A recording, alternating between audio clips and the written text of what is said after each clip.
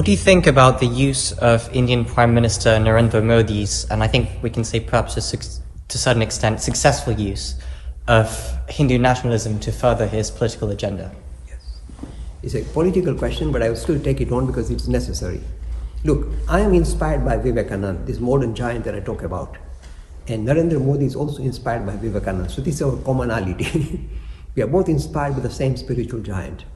In fact, Narendra Modi wanted to join the Ramakrishna order, become a monk. And those people said, no, no, work in society. And that's what he's doing. And as this young man just mentioned, he's doing a good job. Because look, you see, I mustn't enter into politics, but I must do this. We have not seen a prime minister or leader of India of this nature. Everyone else was either kind of biased a little bit or kind of there for their personal interest or personal glorification. Here, for the first time, we find an individual who has got absolutely 0%, corruption in his system. His mother used to live in a hut. His brother is selling, bananas, in the street. They don't get any privilege. He doesn't take any privilege himself. The salary he was earning, he was giving it all away to girls' institution for free education. Nothing for himself, nothing, this man. 0% corruption. I don't know a single leader in the world today who can really compete with Narendra Modi on this issue. Absolute clean-cut person. Now, he inherited a system which is full of tremendous corruption. India has been listed as one of the most corrupt nations in the world. You can't get anything done in India unless you put some money under the table. You want to send your child to a good school? Oh, top school, well-known school, like Eton in India? Put money under the table. If you try and put money under the table here, they'll throw you out. They'll imprison you very likely. So, whole of India is kind of infected with corruption because of the last government. 70 years of horrendous rule, allowing all corruption to kind of creep up and take over the nation. That's why we are in this. Look, let me give an example. After the Second World War, UK was demolished, infrastructure destroyed, Germany was destroyed, Japan was destroyed, Hiroshima, Nagasaki, destroyed. They all well on the backwaters. We were not destroyed. We got independence, same time, 70 years ago.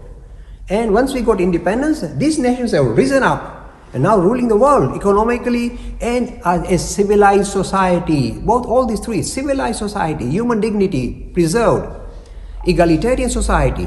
And they were really prospered in the last 70 years. And after being devastated, we were not devastated. In fact, we were given independence. And after 70 years, we were right in the bottom of the league. Most corrupt nation. You see, the reason why I get upset is this. Here you see, people who have a lot of money keep grabbing more and more money, and people with no money struggling to survive, eking out a living, don't have clean drinking water.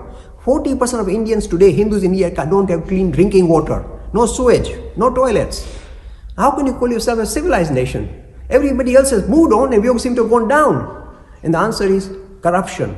I'm very blunt, previous government. So here is Narendra Modi rolling up his sleeves and saying, okay, I'm going to stand against corruption. I will do all these kind of fantastic, kind of very, very difficult task of really kind of attacking this corruption in the system. And when you do that, do you think the corrupt people are going to let him get away? Because they lose their livelihood. They still want to, control them. So they are out to really demolish him. They're all ganging up against him to try and demolish him, destroy him, so that the next election in 2019, they get him kicked out so all the corruption can re-enter India. I'm telling you, if Narendra Modi is killed or leaves the scene, India is back in the dark ages. It's a very horrendous story. So what Narendra Modi did is this. He recognized that the reason why Hinduism has survived as a single civilization over 5,000 years, all other civilizations have come and gone. Hinduism has survived with lots of ups and downs for 5,000 years because this nation focused on higher values rather than material gain. All other civilizations, Roman Empire, whatever empire, they say, okay, let's rule others, let's control Alexander the Great, whatever, they control other people. Everybody went out to conquer other people, control other people. Property and possession was the name of the game.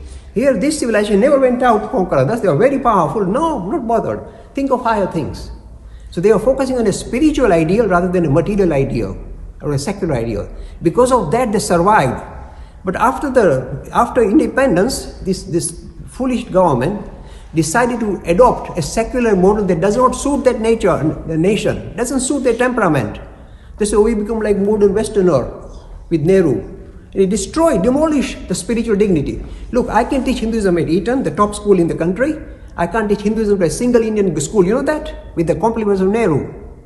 They demolished the spiritual dimension of India and brought in this kind of half-baked secularism which has produced such corruption. So this poor Narendra Modi is rolling up in slave. Let us refocus our attention on the spiritual dimension, the spiritual backbone of this nation, the spiritual undercurrent of this nation, to revive it, to refresh it. And that is the poor guy is doing it. But all these forces, look, they have been there, embedded in the system for 70 years. Even within his own party, I'm sure there are lots of corrupt people embedded in the system. So it's very difficult for him to pull them out, like a huge virus inside the system. And it's very difficult to fight this virus, but he's doing his best. And I wish him well, because if he doesn't succeed, we are in big trouble, I'm telling you. This is why, to revive and refresh, re-dignify the nation, focus on the spiritual aspect rather than the secular or material aspect that we are now focusing on. That is what he's trying to do. It's not easy.